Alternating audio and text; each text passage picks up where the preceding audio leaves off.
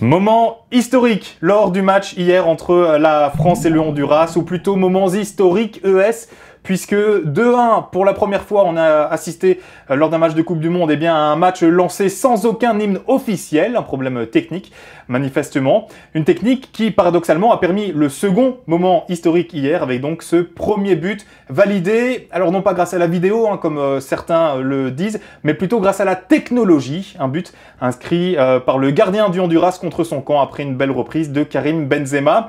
Alors cette technologie qui a donc permis aux Bleus de mener 2-0 se nomme tout simplement le Goal Control System. Elle a été créée par une société allemande du même nom, un Goal Control, et elle permet à l'arbitre de savoir si oui ou non un ballon a franchi la ligne, et ce de manière quasi instantanée. Hier, il a fallu aux joueurs, également aux téléspectateurs, aux spectateurs, un peu plus d'une minute pour voir par vidéo que le ballon avait effectivement franchi cette ligne. Mais l'arbitre, lui, a été prévenu instantanément dans la seconde grâce à une montre, un système de montre qui vibre.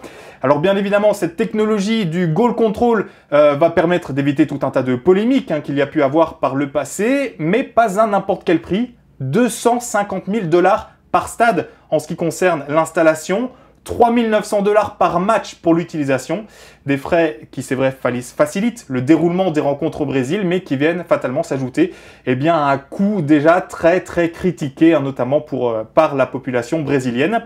Et puis, comme à chaque fois, un petit mot des pronostics des matchs à venir. Alors, pas les matchs d'aujourd'hui, puisque entre la mise en ligne et l'editing, cela va être un peu compliqué, même si les États-Unis vont jouer dans un peu plus d'une heure contre le Ghana. Mais pour les matchs de demain, avec pour commencer Belgique-Algérie, victoire belge, 3-0. Difficile pour moi de prédire autre chose. Brésil-Mexique ensuite, je vois une victoire mexicaine, 0-1, le Brésil ne m'ayant vraiment pas séduit, au contraire de la sélection mexicaine.